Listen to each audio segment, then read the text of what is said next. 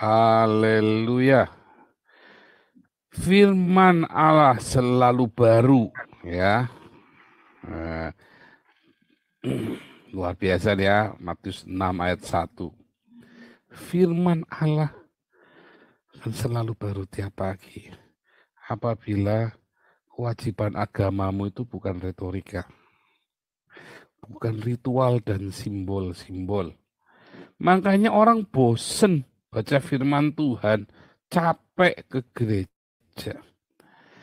Karena dia nggak ngerti, terus mau apa aku ke gereja? Ya, mendingan pergi ke Kelenteng, mendingan pergi ke Gunung Kawi, Tokcer, ya. Saya pernah berpikir loh ya, sama seperti itu ya. Saya benar-benar jengkel, ya. Karena saya benar-benar ngelihat kenapa Kelenteng itu saya tanya bisa dijawab. Bahkan saya belajar, ya saya pernah cerita, saya pernah belajar, saya ngitung tepat. Nah, bingung, Anda kalau yang bisa ngeprimbon Jawa, Anda kalau tahu itu Pranoto Mongso, oh ngeri. Ya, orang-orang yang sampai masuk ke dalam sana bisa bikin goyah itu. Nah, tapi kan ada kesaksian kalau Tuhan Yesus itu lebih hebat, Pak. Itu biasanya hanya retorika saja. Nyatanya tetap banyak yang ke Kelenteng sama ke Gunung Kawi. Kalau memang di gereja itu lebih hebat, saya bilang bukan Tuhan Yesusnya, tapi di gereja. Pasti orang tidak pergi ke Kelenteng, perginya ke gereja. Ya, pasti perginya nggak ke Kelenteng, perginya ke gereja. Pasti perginya nggak ke Gunung Kawi. Nyatanya jemaatnya Gunung Kawi lebih banyak daripada jemaatnya gereja. Ya, bahkan orang gerejanya pergi ke Gunung Kawi, orang orang Islamnya, orang masjidnya pergi ke Gunung Kawi loh. Wah, ini Pak Paul malah promosi Gunung Kawi. Iya, saya kasih tahu, semua itu adalah jendela menuju neraka. Ya, semua itu adalah jendela menuju ke alam maut. Sorry, bukan neraka ya, ke alam maut dulu. Nerakanya belum nanti. Tapi kalau sudah pergi ke alam maut ya pasti pergi ke neraka. Ya, itu adalah jendela alam maut. Nah, waktu Anda melakukan kewajiban agamamu itu dengan retorika, maka Anda nggak dapat apa-apa. Ya, karena nanti eh, semua yang Anda pikirkan, retorika-retorika dalam hidupmu itu akan membawamu kepada kesia-siaan. Anda berkata, hidup kan bukan cuma dari materi saja, tetapi kita kebutuhan rohani. Iya, tapi kebutuhan rohanimu itu retorika juga. Anda ciptakan Allah ilusi untuk mengadem-ngademkan jiwamu, ya, bahwa aku sudah ke gereja, sudah tenang, aku sudah nabung buat masa depan, sudah tenang, sudah tenang. Terus Anda kalau sudah ke gereja mau ngapain coba di gereja? Akhirnya ketika masalah datang, Tuhan, kenapa masalah ini datang? Saya juga begitu ya. Saya juga begitu. Kenapa terjadi Tuhan? Kan aku sudah mengasihi Tuhan, aku sudah cinta Tuhan, aku sudah begini, sudah begini, sudah begini. Kenapa tetap bisa terjadi Tuhan? Saya juga begitu. Ya, saya berpikir orang-orang yang ke gereja, yang aktif ke gereja itu baik. Enggak loh. Lebih banyak orang-orang, ya banyak setan-setan yang rajin ke gereja. Orang yang ke gereja seringkali itu malah justru malaikat. Wah, ini menghasut lagi. Bukan. Saya ngajari Anda untuk jangan melakukan kewajiban agamamu di hadapan orang. Ya, supaya jangan kita itu berretorika dengan simbol-simbol dan ritual. Akibatnya apa kalau Anda berretorika dengan simbol dan ritual? Akibatnya Anda akan nyungsep di sana, ya, nggak kuat ke guru. Karena Anda berpikirnya simbol dan ritual itu akan bisa menuntunmu kepada sesuatu yang Anda harapkan. Entah apa itu, saya nggak ngerti. Ya, ada yang mengharapkan kebahagiaan, kepuasan batin, ada yang mengharapkan, kalau bilang kepuasan batin, nyatanya akhirnya pendeta-pendeta banyak selingkuh juga di gereja. Ya, aktivis-aktivis akhirnya selingkuh juga. Ya, romo-romo akhirnya pedofil juga. Guru-guru sekolah minggu akhirnya juga apa kepuasan batin yang mana? Ya kan? Nah, dulu saya berpikir, oh iya maklum, karena gereja itu kan bengkel. Memang banyak orang-orang jahat ke sana. Iya, kalau bengkel beneran. Masalahnya pendetanya, gembalanya nggak mereparasi, malah tambah bikin rusak sekalian. Ya, Anda tahu kalau orang ngecat mobil, wah kalau di Jakarta tuh ngeri ya. Kalau Anda lihat mobil itu kinclong mulus, itu hanya orang yang ngerti mobil itu. Cuma di tok tok tok tok tok pakai jari. Begitu puk, ini pakai lakban ini. Ini pakai lakban cuma didempul aja. Jadi itu kropos tapi cuma didampul. Begitu Anda cucuk pakai jari gini saya tembus. Crok, saya tembus itu ya. Serem ya, ada dalamnya kropos semua. Wah, tapi kinclong mulus, bodinya kinclong mulus. Nggak taunya itu, wah, lakbanan semua. Bukan dilas, tapi dilakban. Kalau dilas mending, itu saja udah parah ya. Tapi itu cuma dilakban aja itu loh. Wah, ngeri begitu Anda keluar dari dealernya, begitu gurak, gubrang, gubrang, gubrang. Tiba-tiba mobilnya bisa lengkung begitu. Nah, tiba-tiba pintunya lepas. Wah, macam-macam ya. Gitu ya. Gereja harusnya kan jadi bengkel untuk memperbaiki bagaimana orang-orang yang sudah rusak ini kemudian diperbaiki, dikentong, tang, tong, tang, tong, tang, tong, tang, tong. Tetapi pendeta-pendeta terlalu malas. Dipermak aja biar kelihatan bagus. Caranya gimana? Ya sudah dikasih tahu ya, kamu dulu bekas pelacur, dulu bekas ini orang nggak bener, ini bekas artis yang nggak karu-karuan. Udah pokoknya dipermak aja. Udah aku sudah langsung kesaksian. Sudah bertobat, dipenuhi Roh Kudus. Oke, turun saya bilang kirabas, kirabas. Wah, udah kirabas, kirabas. Ya kibas, kibas, kilas, kilas. Gewes, gewes. Kelihatannya, saudara.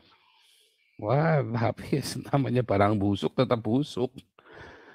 Karena nggak benar-benar mengalami pembaruan, tidak mengalami reparasi di dalam jiwanya. Ya rohnya itu semua ketemu ilusi lagi. Akhirnya menjadi bisnis gereja.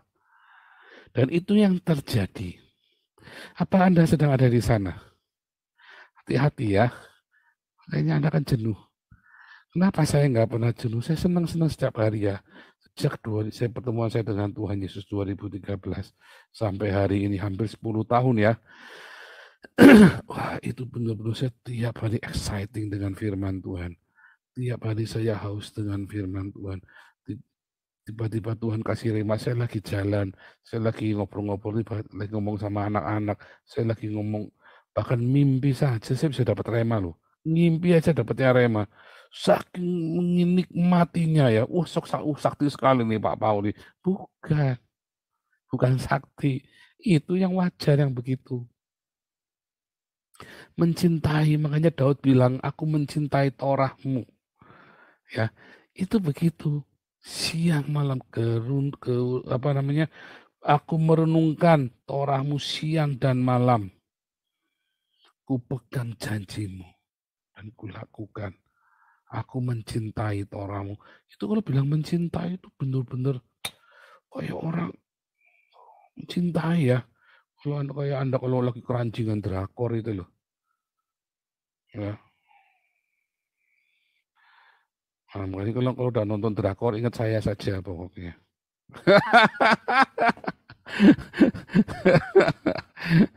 Yang mengerti jangan katakan amin. Nah, jadi saudara, kalau ngeri ya saudara, kalau Anda hidupnya ketemunya dari simbol dan ritual, retorika, ya Anda nggak akan haus, tidak akan mencintai firman. Oh, aku mencintai firman, Aisyah. Retorika Anda hanya kejar target. Buktinya pemalas kan, baca firman Tuhan kan, wah mau baca di, misalnya nih Anda punya ini 5 pasal, wah setengah mati. Saya nggak punya target sehari 5 pasal ya, tapi begitu saya dan niat tak niatin, itu bisa 2 buku tak baca. Satu karena memang profesi, ya ini kan profesi saya, mencangkul aku tak mampu, mengemis aku malu. Itu memang profesi, tetapi itu memang karena kecintaan ya. Bayangin melakukan pekerjaan yang Anda cintai, enak ya. Tetapi memang saya membandingkan ya waktu saya masih SMA, betapa cintanya saya sama firman Tuhan, haus tuh ya, haus. Jadi baca firman Tuhan tuh nggak kayak kewajiban, nggak kayak kejar target. Kalau Anda baca firman Logos itu masih kayak kejar target, itulah karena Anda hidupnya dalam ritual dan retorika tadi, melakukan kewajiban agama. Ya. Tapi sekarang saudara kita belajar bagaimana kita bisa mencintai Tuhan dengan sungguh-sungguh. Anda kalau lihat ya, tadi ya ibadah ya, berdoa yang pura-pura, sedekahnya ya pura-pura, ya harus ada puasa pura-pura. Akhirnya menghasilkan apa? Kekhawatiran. Anda pergi ke gereja tetap khawatir. Akhirnya Anda tetap ngintip-ngintip. Waduh, sio-sio itu dosa. Wah, kalau yoga dosa apa? Saya udah nggak ada cita dosa, nggak dosa ya. Saya lantas semua. Tetapi saya tahu mana yang hidup, mana yang menghidupkan, mana yang membawa kepada kehidupan, mana yang membawa kepada kematian. Bukan karena retorika, bukan karena katanya, bukan karena Anda kalau pergi lagi hujan-hujanan, pergi keluar ya basah, pokoknya Anda ngerti. Seperti itu ya. Anda ngerti keluar bukan katanya ya. Anda coba saja kalau nggak percaya basah. Ya kan, di luar lagi basah nih, hujan nih. Anda keluar aja ya basah. Bukan katanya, tetapi Anda punya pengalaman dan Anda mengerti. Dan Anda tidak mau melakukannya bukan dosa, nggak dosa. Kenapa saya nggak mau cerai? Karena dosa. Wah, itu tuh namanya retorika. Kalau hidupmu masih bilang dosa, nggak dosa, hitam putih itu berarti Anda masih hidup dalam retorika. Ciri khasnya itu begitu. Akhirnya Anda akan hidup di dalam ketidakpercayaan. Ya, kemarin kita cerita ya. Saul itu orang yang sangat pragmatis. Ya, sangat pragmatis sekali dia. Tetapi kepragmatisannya itu yang negatif, yang membuat dia masuk ke dalam sebuah retorika penyembahan. Dia ngerti, dia mau memanipulasi agama itu, dia mau memanipulasi penyembahan itu. Akhirnya dia terjerumus dan dia terikat kepada satu orang yang namanya Samuel. Karena dia nggak bisa langsung kepada Tuhan. Nggak bisa. Kenapa dia hidupnya penuh dengan retorika? Bagaimana Musa sama Tuhan hidupnya penuh dengan retorika? Anda yang hidupnya penuh dengan retorika, Anda nggak bisa langsung ke Tuhan. Anda mau apa, mau jenggang-jengging, Anda, wah, saya baca firman Tuhan, mendengar suara Tuhan, salah terus dengernya. Dengernya pun salah terus. Ya, mendengar suara Tuhan, ini apa? Suara Tuhan itu apa? Ya kan, wah Tuhan bicara. Minta konfirmasi 7 orang kalau perlu. Wah semuanya bilang iya, semua tetap jeblos. Itu Donald Trump, oh, suara Tuhan menjadi presiden. Jangan. Ya, ketika Anda mulai hidup di dalam retorika-retorika agama, maka Tuhan nggak akan bicara padamu. Nggak akan sungguh-sungguh bicara melalui logos Alkitab yang Anda baca. Nggak akan bicara. Akhirnya Anda baca Alkitab pun jadi logos. Wah, saya ngalami di mana logos itu cuma retorika saja. Saya cuma baca, ya itulah. Tapi retorika, saya kejar setoran. Enggak seperti orang yang menikmati ya ketika kita mendengar, menikmati, seakan-akan itu menjadi suatu kebutuhan. Bukan cuma kebutuhan, tapi rasa cinta, ya, rasa cinta. Saya kalau anak diem seharian itu saya sedih loh, ya. Oh, kalau udah mulai diem gitu saya udah ngerti. Karena ini anak ini apa si anak ini kan nggak bisa marah kan. Jadi kalau dia diem aja saya diem saja. Nanti nanti saya pura-pura galakan saya. Biar dia jangan marah-marah. Tapi lama-lama nggak berhasil karena dia sudah tahu triknya kan. Jadi dia tetap diam. Kalau dulu dia ngomong, sekarang dia sudah tahu triknya kurang asem nih dia kali nih. Dia terpaksa saya harus merendah. Kamu tadi marah ya sama saya. Kalau anak saya yang kecil itu nggak ngoceh-ngoceh, rasanya kok ada sesuatu yang, duh, kok nggak ada ya, ada yang hilang, kangen. Tiba-tiba misalnya mereka pergi retret gitu 3 hari, kok hilang ya, kok kangen dengan suaranya yang kayak burung kutilang, dari pagi sampai malam nggak berhenti. Anak saya itu si Miracle itu kalau aktif ya gitu ya. Waktu bayi juga begitu, waktu belajar jalan. Oke, di mana baterainya habis di situ dia berhenti kayak Duracell. Jadi dia bisa lagi jalan gitu kan jalannya masih titah gitu kan. Begitu dia benar-benar ngantuk, terus dia berlutut, terus dia nungkuk gitu tidurnya. Nungging begitu. Bisa begitu kayak Duracell itu. Matinya cek langsung mati, nggak pelan-pelan tapi cek mati. Nah, itu kangen ya yang begitu. Ada rasa rindu, iya kan? Ketika itu ada firman Tuhan, ada rema. Ketika berhari-hari kok nggak dapat satu rema ya. Ada yang kangen Tuhan. Wah, tiba-tiba lagi mandi dapat rema. Wah, seger terus ya tiap hari. Nikmat ya, nikmat. Nah itu saudara, Tuhan berbicara melalui itu rema-rema demi rema itu.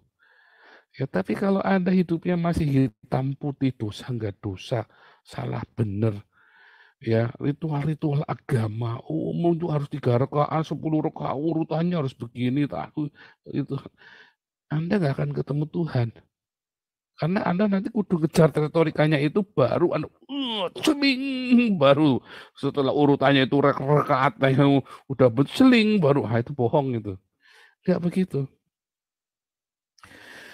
Makanya akhirnya orang-orang cari pesugihan.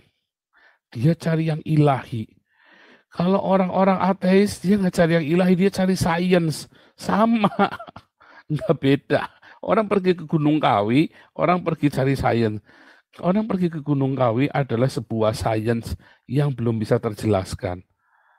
Gunung Kawi itu ya adalah sebuah sains yang belum terjelaskan loh, ya. Sampai Anda bisa masuk ke dalam dimensi itu nanti. Itu adalah sebuah kecerdasan spiritual ya.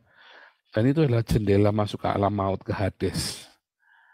Makanya, saya kasih tahu rahasianya ya.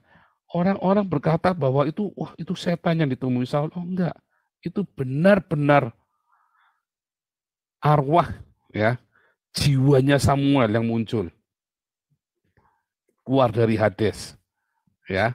Itu benar-benar bukan setan, nggak ada. Jangan melampaui yang tertulis. Itu sudah jelas arwahnya Samuel ditulis ya. Dan Samuel ngomong sama si Saul, besok siang waktu yang sama kamu dan anakmu akan kumpul sama saya di tempat saya berada di Hades. Loh, Samuel orang baik kok ke Hades? Iya, sebelum zaman Yesus semua orang mati masuk ke Hades. Baru di zaman Yesus para nabi itu diangkat ke surga Firdaus.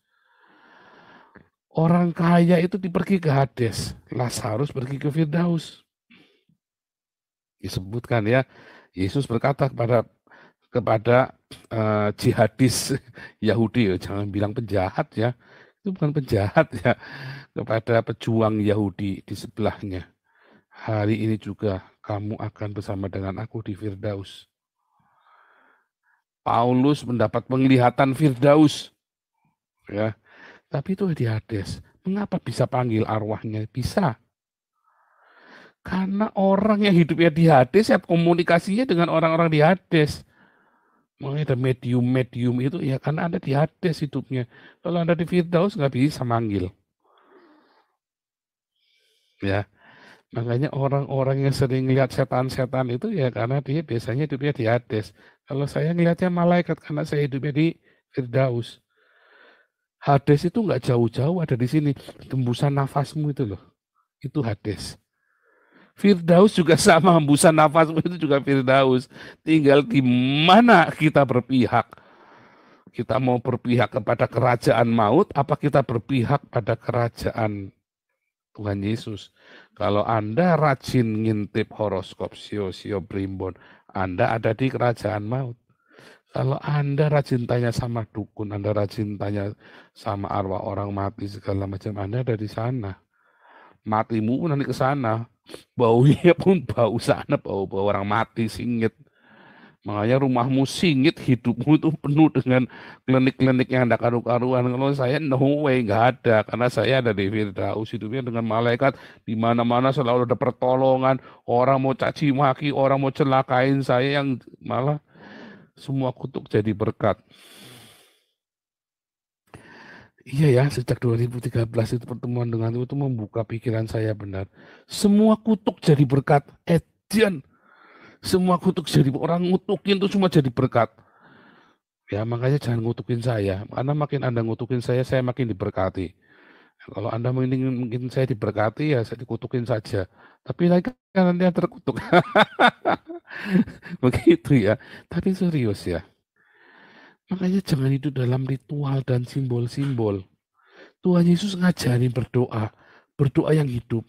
Bapa kami yang ada di surga, dikuduskan, datanglah kerajaanmu, jadilah kehendakmu. Masalahnya kan susah. Pak, doa dari kehendak. Iya, itulah sebabnya orang akhirnya lebih suka memilih pergi ke arwah, Gunung Kawi, ke Primbon, pergi ke mana tempat-tempat yang nggak jelas. Karena dia nggak mau kehendakmu yang jadi, Bapak. Nggak mau, maunya kehendakku yang jadi. Ya kan? Itu makanya Tuhan Yesus ngajarin sangat real sekali. Itulah susahnya. Karena kamu tidak mau bilang kehendakmu Bapa yang jadi. Oh, waduh, Pak Paul nggak tahu kondisi saya tahu. Anda tahu nggak rasanya jalan itu rasanya ngeliut ya, bingung, dalamnya panas, apa luarnya menggigil kedinginan, tapi dalamnya panas semromong, tidur ndak karu-karuan, tidur pengen melek pengen tidur. Ya rasanya gamang, jalan bingung, wah kayak orang bingung. Blingsatan kemana-mana matanya. Anda ngalamin gitu nggak? Saya ngalamin. Saya ngerti rasanya. Dan saya tahu arti doa kehendakmu yang jadi itu. Saya nggak mau. Saya bilang, Tuhan saya nggak mau Tuhan. Saya harus menang. Saya mulai masuk agama lama. Nenek moyang. Kejar. Belajar lagi. Wah, baca semua. Wah, ada jadi dukun lagi saya. Saat itu, karena saya tidak mau kehendakmu yang jadi. Saya tidak mau kerajaanmu datang. Saya mau menang. Saya ingin mendapatkan nyawaku. Tapi Tuhan bilang barang siapa takut kehilangan nyawanya. Ia kan justru mengalami kehilangan. Tapi barang siapa tidak takut kehilangannya. Ia akan mendapatkan justru. Nah itulah salahnya saudara. Itulah salahnya. Kan Anda takut kan. Kenapa Anda takut kalah? Karena Anda tidak punya kasih. Anda tidak punya kasih Tuhan di situ. Loh ya Pak, jangan nuduh Pak. Saya nggak nuduh, saya kasih tahu. Saya juga sama. Tak kasih tahu sekarang. Pengen menang. Caranya pengen menang adalah jangan takut kalah. Barang siapa ingin menjadi yang terutama di antara kamu, dia harus melayani. Harus menjadi yang paling rendah dulu. Sekalipun kamu harus kalah. Wah jadi pecundang, oh enggak, orang akan menghina saya, apa wah mati amit-amit Pak, kalau gitu enggak usah ketemu ya karepmu. Saya sudah melewati dan menang karena saya sudah tidak takut kalah. Anda ingin menjadi pemenang? Jangan takut kalah. Kalau Anda takut kalah, Anda tidak akan pernah bisa jadi pemenang. Kemenanganmu itu akan palsu. Anda tidak tahu rasanya di bawah seperti apa.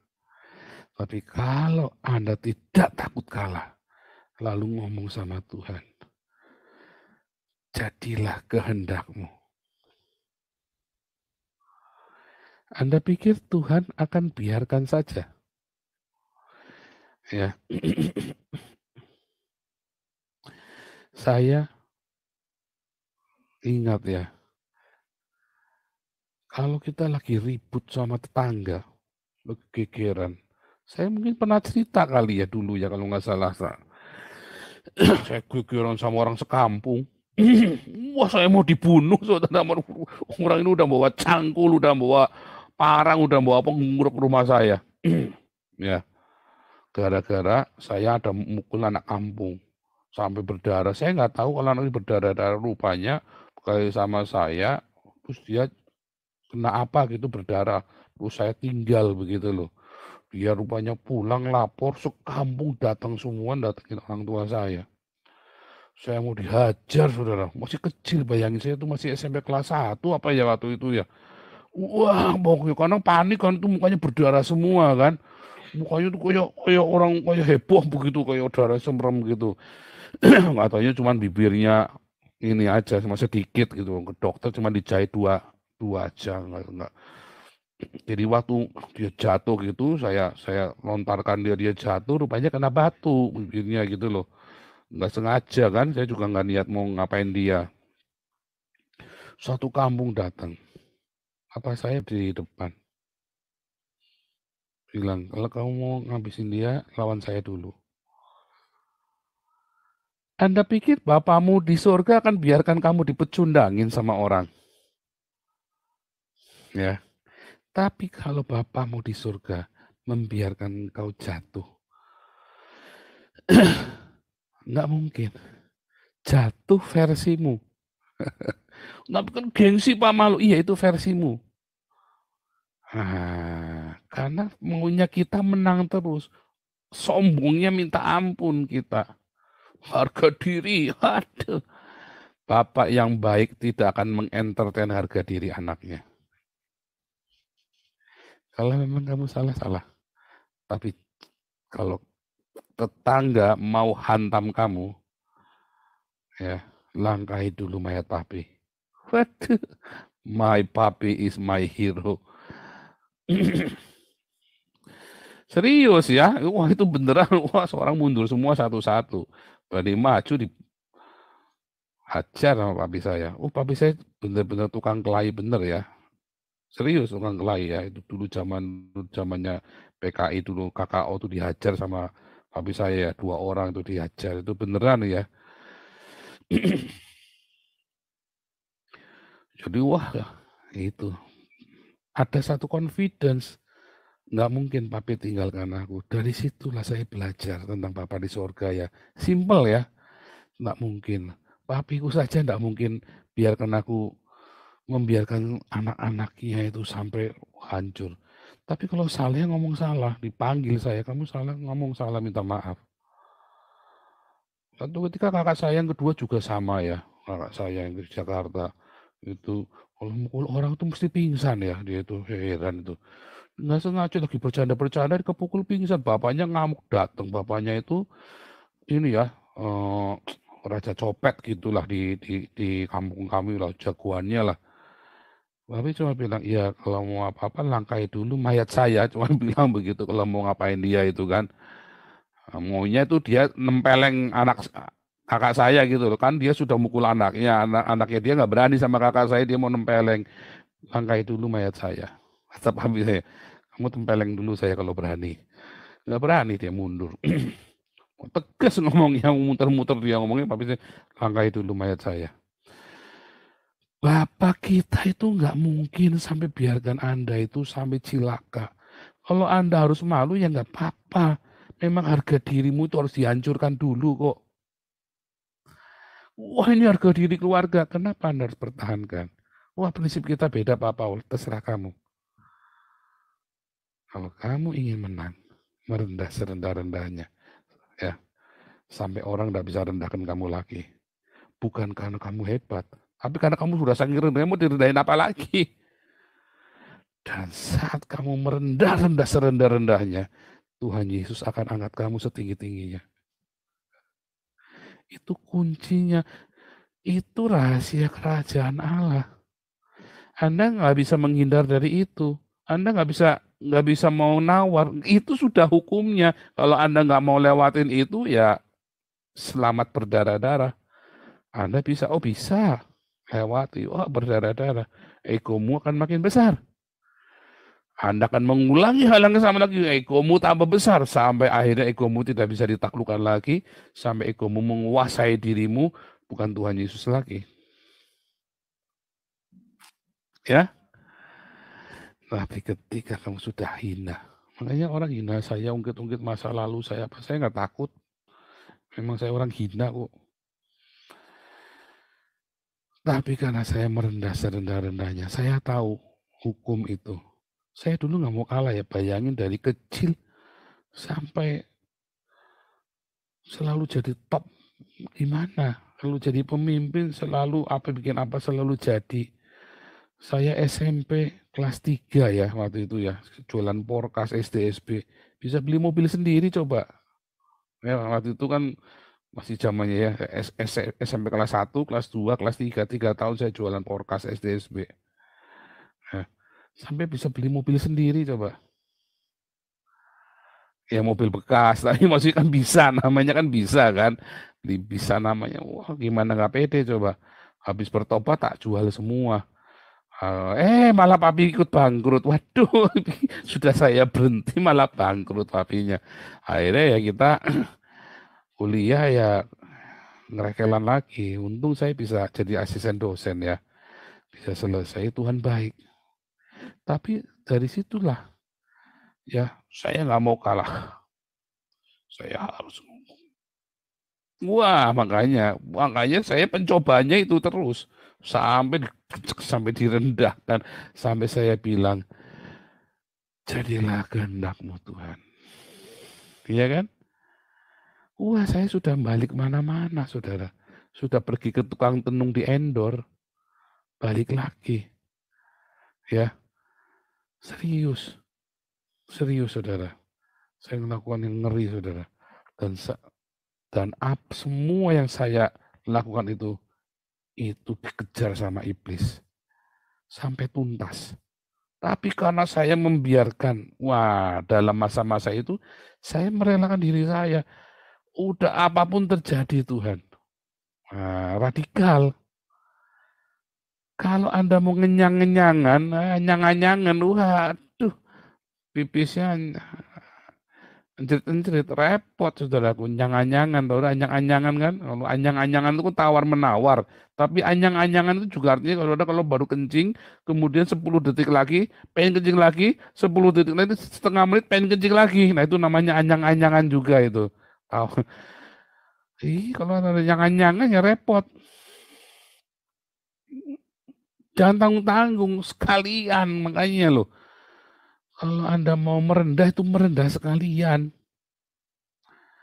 Radikal sekali ya pagi-pagi. Iya, tapi beneran ya, saudara. Kalau mau ngerendah sekalian, kalah Pak. Emang kenapa kalau kalah coba? Dicoba dirubah paradigmanya. Malu Pak. Iya emang kenapa kalau malu? Lepaskan saja. Lepaskan. Sambil pegandulan sama Tuhan Yesus. Ya, sambil pegangan sama Tuhan Yesus. Hancur aku Tuhan. Aku sudah hancur Tuhan. Aku sudah hancur Tuhan. Udah. Ya kan? Saat hati kita remuk, kita datang sama Tuhan. Tuhan janji dalam Roma 10. Ya, mulai bila kita mengaku dengan mulut Yesus adalah Tuhan kita, kurios kita, Berarti bukan kita lagi. Jadi jangan ada harga diri lagi nih. Harga diri kita yang tersisa hanya Yesus. Bukan milik kita lagi. Mengaku Yesus adalah kurios. Roma 9 ayat yang ke-10. Barang siapa berseru kepada nama Tuhan akan diselamatkan. Roma 9 ayat 13. Yang memanggil nama Tuhan tidak akan dipermalukan. Masalahnya itu hukumnya. Anda harus rendah dulu, hancur dulu, jadilah kehendakmu. Anda kalau belum bisa ngucap itu dengan benar-benar, masih retorika, nggak akan bisa. Nggak akan menang. Nah, jamin itu menangmu menang semu, nanti ngalami lagi egomu yang makin besar. Lucu kan? Wah, paradoks kerajaan Allah. Yesus mati disalib, orang Islam, wah kalah dong. Wah, itulah paradoks. Yesus mati disalib, justru itu kemenangannya Yesus. Artinya itu ketaatannya, merendah serendah-rendahnya. Makanya Yesus turun ke lubang jurang maut. Bagaimana caranya seorang yang tidak berdosa bisa turun ke jurang maut yang paling, ke Hades yang paling dalam. Artinya dosanya harus sama dengan dosanya iblis kan? Karena iblis ada di sana kan, di lubang jurang maut kan? Abaddon, Apollyon kan? Yesus harus ngambil kuncinya, kunci alam maut, kunci Hades itu, karena para nabi semua ada dikunci di situ, ditawan di sana. Makanya Yesus turun, gimana caranya kuncinya ada di sana? Dia harus mati dengan menanggung dosa seluruh umat manusia. Serendah-rendahnya, sampai semua orang loh kok katanya Tuhan mati. Nah itu paradoks. Katanya Tuhan kok mati. Itulah paradoks. Justru ketika Yesus dalam kesetaraannya dengan Allah, dia kosongkan dirinya jadi sama dengan manusia. Bahkan taat. Ya, taat sampai mati, terhina, terkutuk. Dosanya itu adalah dosanya iblis yang paling jahat.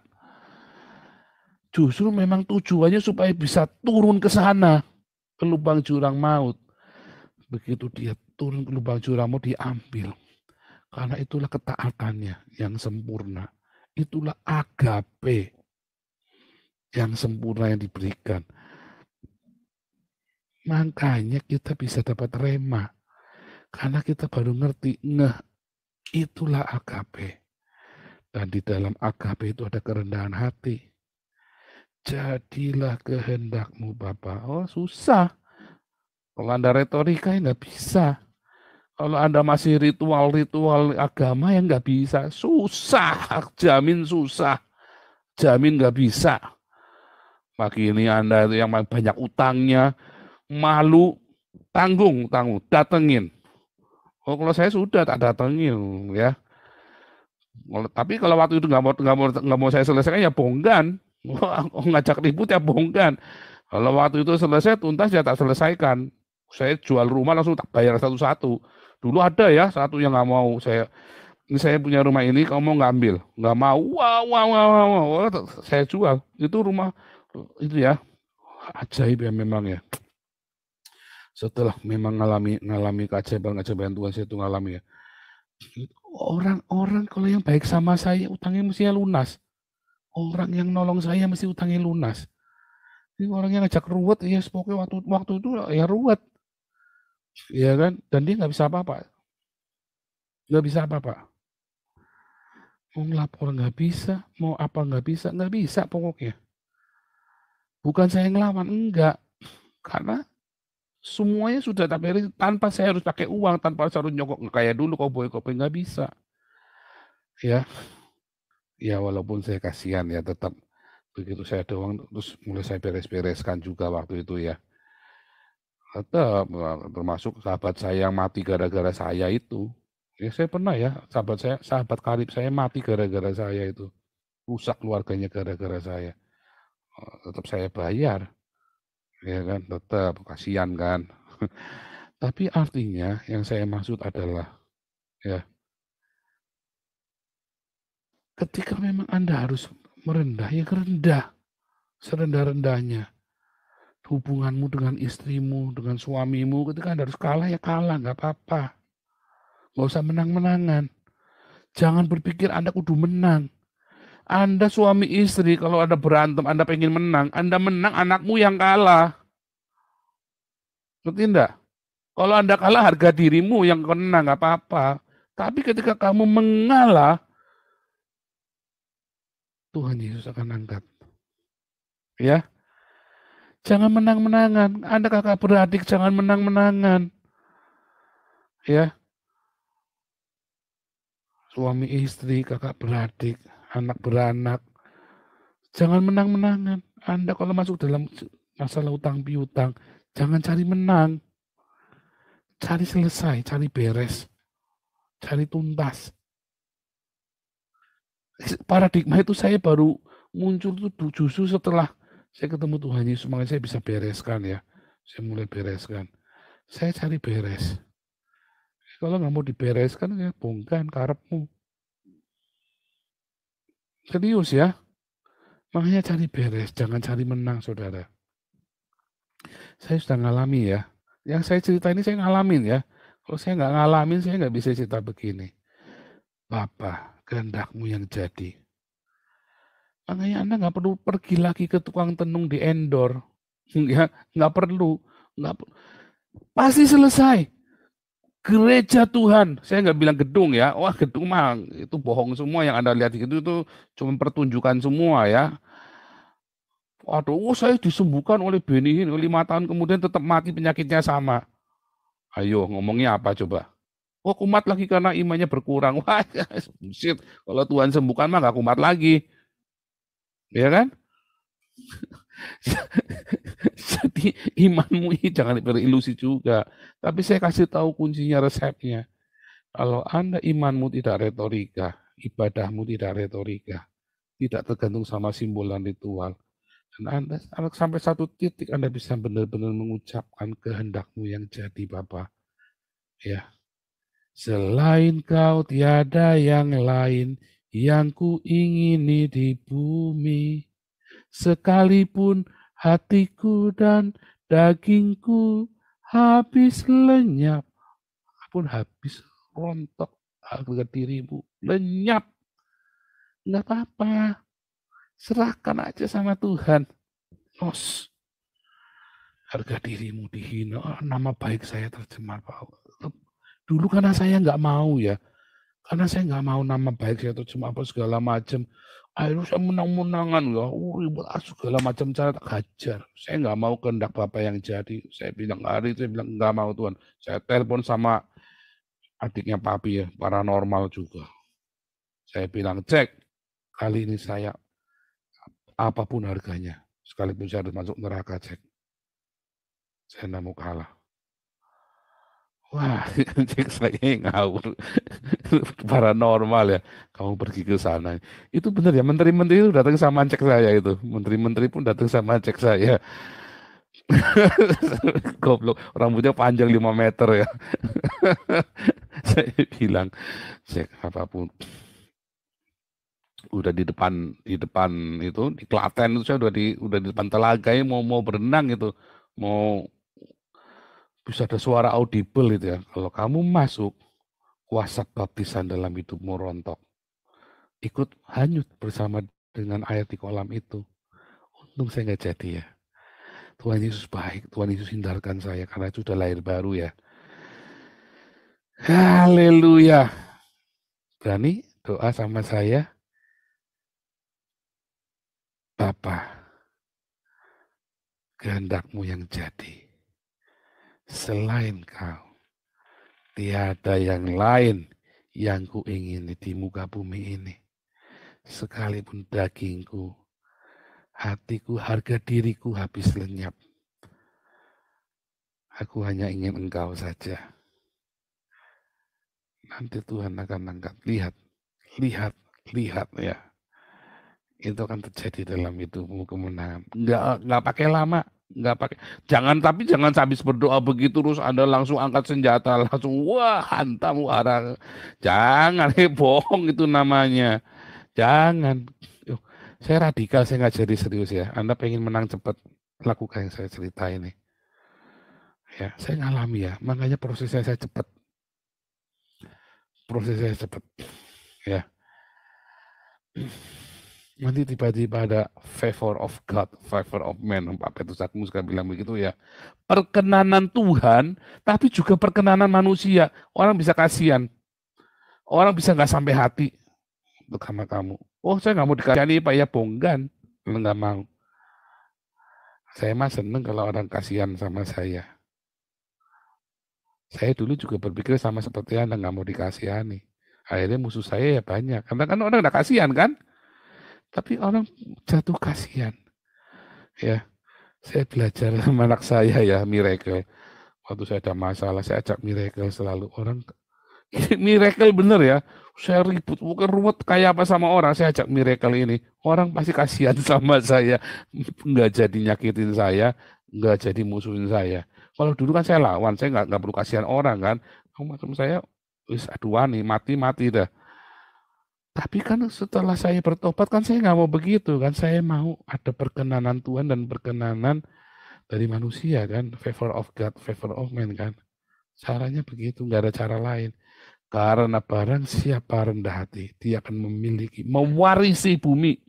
Ya, kan dulu kita pernah belajar kan, 9 bahagia. Orang yang rendah hati mewarisi bumi. Tuhan Yesus memberkati, selamat praktek ya. Nah, coba dong uji dong. Haleluya.